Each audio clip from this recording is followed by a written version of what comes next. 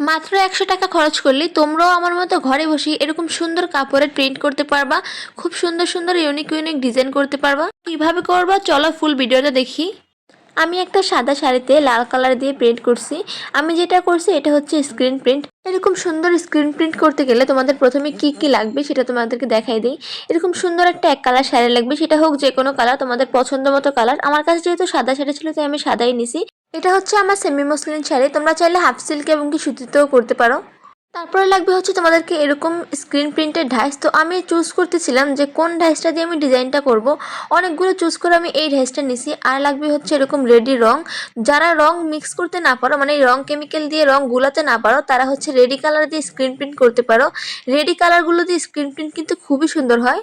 আমার এই পুরো শাড়িটা প্রিন্ট করতে মাত্র 200 গ্রাম রং লাগছে।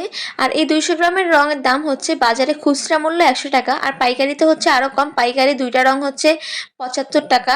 যারা অনেক রং এনে কাজ করে বা অনেক কাজ করে তারা পাইকারিতেই রং আনে, পাইকারিতে আনলে আরও কম পড়ে। আর খুচরা আনলে দুইটা 100 গ্রামের দুইটা রং মানে 200 গ্রাম রঙের দাম পড়ে মাত্র 100 টাকা।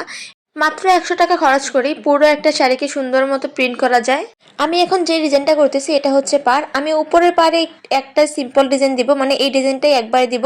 আর নিচে যে পারটা ওখানে হচ্ছে আমি এই ডিজাইনটাই ডাবল করে দিব, মানে একটু মোটা হওয়ার জন্য। যেহেতু নিচের জায়গাটায় প্রিন্টে একটু মোটা থাকে, ওই মোটা থাকলে সুন্দর দেখায়। আঁচলে কিন্তু আমি এই ঢাইসটা দিয়ে করবো না, অন্য আরেকটা ডিজাইন বেছে নিয়েছি। তো আঁচলের এই পাশটাতে আমি আঁচলের ডিজাইনটা করব। তো যতটুকু আমার আঁচল হবে তার পাশে দিয়ে আমি একটা দেখো কস্টিক দিয়ে লম্বা করে দাগ টেনে দিয়েছি, যাতে আমার ডিজাইনটা অন্য পাশে না যায়, মানে সমান দাগ বরাবর থাকে, সোজা থাকে। এই যে আঁচলের জন্য আমি এই ডাইসটা পছন্দ করছি, আমার কাছে এই ডাইসটা খুবই সুন্দর লাগছে। আর প্রিন্ট করার পরে তো দেখি আরো অনেক সুন্দর হয়ে গেছে। আমার কাছে মনে হয় ব্লক প্রিন্ট এবং কি হ্যান্ড প্রিন্ট থেকে স্ক্রিন প্রিন্টটা খুবই সহজ। জাস্ট রং গুলানো জানলে বা রং গুলাতে না জানলেও রেডি কালার দিয়ে ঢাইসের মধ্যে ঢেলে স্ক্রুজার দিয়ে একটা প্রেস করে টান দিলেই খুব সুন্দর ডিজাইন চলে আসে। যে আমি ঢাইসের উপর রংটা ঢেলে জাস্ট একটু স্ক্রুজার দিয়ে চাপ দিয়ে টান দিছি, আর কি সুন্দর আঁচলের ডিজাইনটা হয়ে গেছে। আঁচলের ডিজাইনটা আমার কাছে খুবই সুন্দর লাগছে এবং কি খুবই ভালো লাগছে আমার। আমি আঁচল এবং কি পায়ের জন্য যে ডাইসগুলো পছন্দ করছি সেই ডাইসগুলো তোমাদের কাছে কেমন লাগছে এবং কি ডিজাইনটা তোমাদের কাছে কেমন লাগছে অবশ্যই কমেন্ট করে জানিয়ে যেও।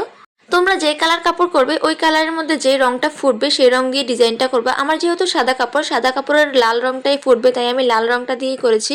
আমি রেডি কালার দিয়ে তত বেশি একটা কাজ করি না, আজকে জাস্ট ভিডিওতে দেখাবো বলে করছি। অনেকেই ভাবে যে রেডি কালার দিয়ে কাজ করা যায় না। রেডি কালার দিয়ে ব্লক প্রিন্ট, হ্যান্ড প্রিন্ট এবং কি স্ক্রিন প্রিন্ট সবই করা যায়। আমি সবসময় রং কেমিক্যাল গুলেই কাজ করি, নিজের হাতে কেমিক্যাল দিয়ে রংটা মিক্স করে কাজ করি। রেডি কালার দিয়ে অল্প কাজ করি।